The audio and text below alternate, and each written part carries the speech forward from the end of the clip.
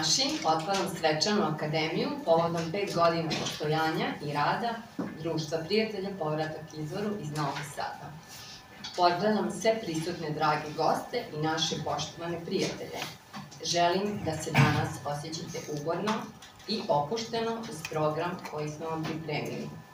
Pesmu Sve dok je tvoga blagog oka izvale su članice našeg društva i članice hora Gordana Vasiljev, Zdenka Ruskaji, Eva Modri i Ksenija Škorić.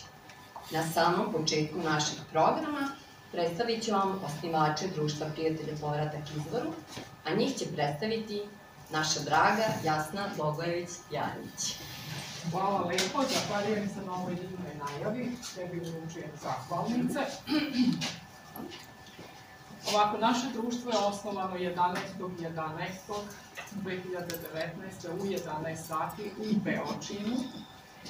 I sve ovo što ćete danas čuti i videti iznedrili su oni od samih svojih početaka.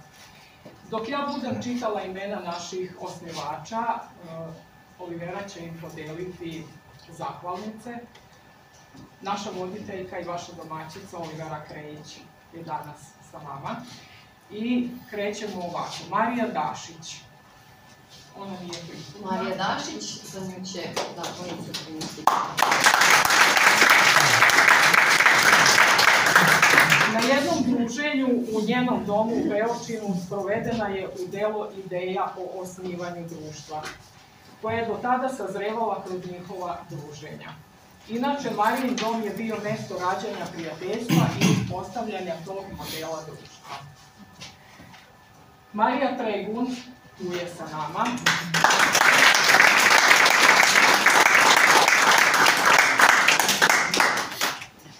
Vešta u mrežnom marketingu, a po nekim izvorima to je sistem upravljanja univerzumu. Tako je kreiran cilj društva o umrežavanju i povezivanju među članovima, ali i sa drugim društvima i pojedincima. Aleksandar Hengl.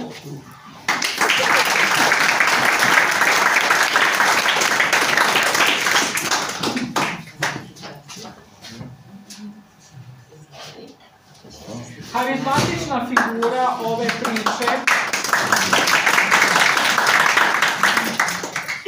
Najčešće ispred, ali često i iza kamere, a danas u dvojnoj ulozi. Njegov doprinos radu društva je veliki, za šta je zaslužen njegov rad i uticaj na društvenim mrežama i još mnogo pre osnivanja društva. Hvala, Aleksandre. Ildiko Hengl.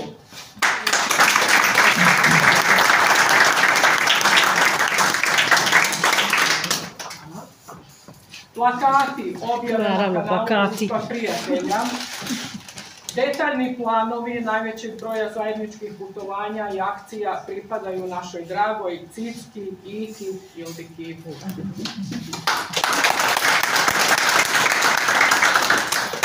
Eva Modri.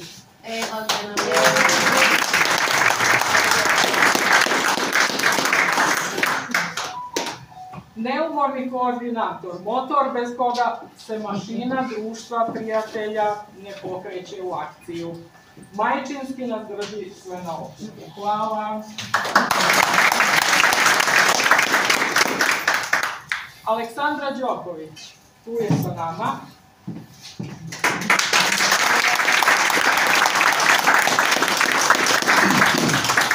Zainteresovana za zdravlje ljudi i opredeljena da pomaže. I upravo to čini i kao terapeut i kao svetlosni učitelj knjige znanja. Hvala. Hvala. Zinko Lagunđija, tu je sa nama.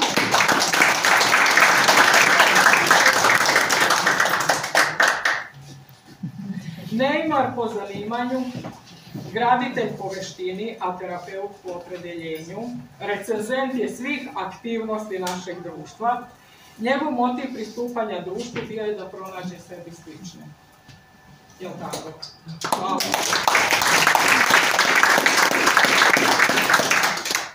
Dragoslav Ćiri, tu je sa nama.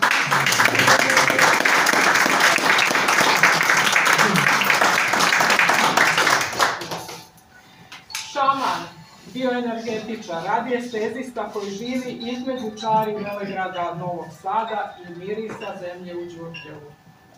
Povezan s prirodom i energijama. Hvala, Dragoslave. Vlado Živić, gde? Tu je.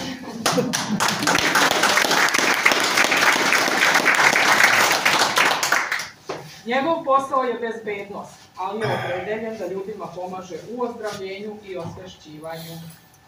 Čovjek sa puno elana i dobre volje za sve akcije. Njegov doprinos se proteže kroz sve aktivnosti društva prijatelja. Hvala, Vlado.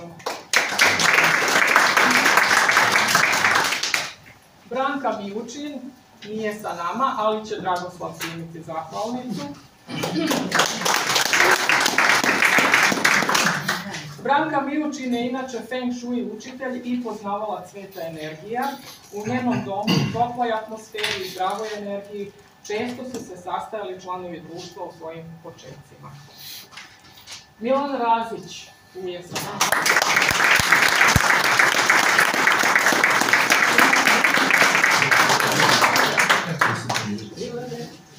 Akademik, dobar prijatelj, srdačan komšija, sjajan sagovornik, velemajstor u rešavanju sudoku izazova i zagovornik zdravog života 120+.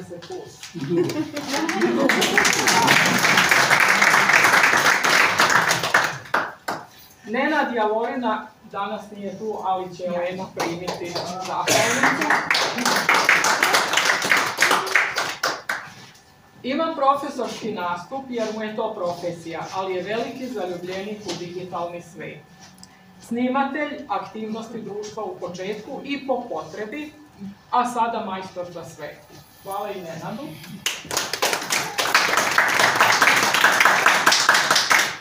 Elena Stupavski.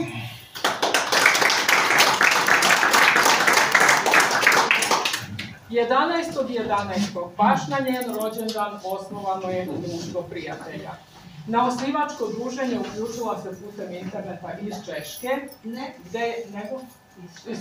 iz Švajcarske, pogrešno, gde je tada radila. Hvala, Elena.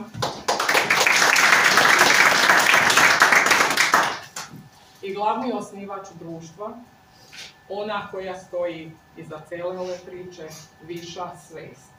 Naš vodič i šaptač. Hvala, Iveta.